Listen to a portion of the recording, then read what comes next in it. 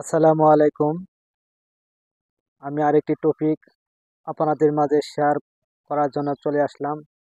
অবশ্যই ইনশাআল্লাহ আমার ভিডিওটি সম্পূর্ণ দেখবেন, তাহলে আপনার এখান থেকে কিছু বুঝতে পারবেন। যারা নতুন কন্টেন্ট ক্রিয়েটর ইনকাম করার জন্য পেজ বা আইডি খুলেছেন বা ভিডিও আপলোড করতেছেন, আপনারা কিছু ভুল করেন। অবশ্যই এই ভুল করা যাবে না। কি সেই ভুল, আসুন বিস্তারিত আলোচনা করি।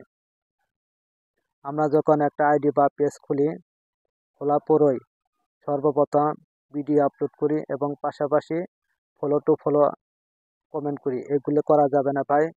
আপনি যদি এখানে ফেসবুকে ইনকাম করতে চান বা টাকা রানিং করতে চান, অবশ্যই ফেসবুকের গাইডলাইন মেনে আপনাকে কাজ করতে হবে। কোনোভাবে ফলো টু ফলো লেখা যাবে না বা বলা যাবে না, তাহলে কিন্তু আপনার ফেসবুকের কমিউনিটি ভঙ্গ হচ্ছে এবং গাইডলাইন ভঙ্গ হচ্ছে। তাই ফেসবুকের গাইডলাইন মেনে কাজ করুন। আশা করা যায় আপনি সফলতা অর্জন করতে পারবেন ফেসবুক থেকে।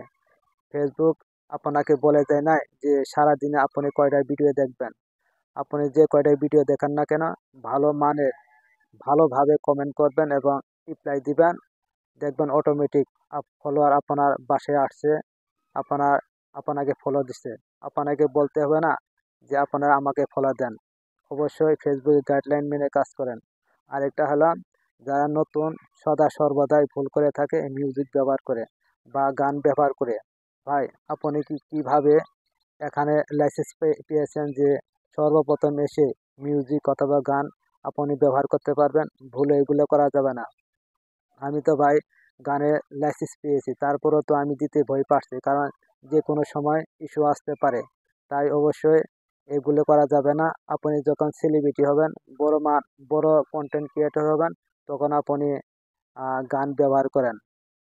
তবে অবশ্যই প্রথম আপনাকে এগুলো পরিহার করতে হবে যদি সফলতা অর্জন করতে চান। এটা সত্যি বাস্তব ভাই।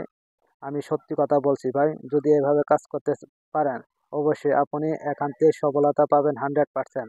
আর যদি আপনি ইনকাম ধান্দা না থাকে, তাহলে আপনি মিউজিক অথবা যে কোনো কিছু লিখতে পারেন, এটা আপনার ব্যক্তিগত বিষয়।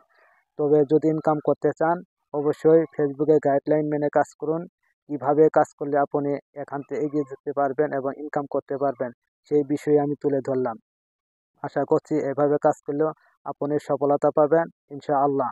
অবশ্যই আমরা ফেসবুকে গাইডলাইন মেনে কাজ করব 2025 সালে, যেন আমরা সবাই এগুলো কাজ করে আমরা আমাদের কাঙ্ক্ষিত জায়গায় পৌঁছে যেতে পারি।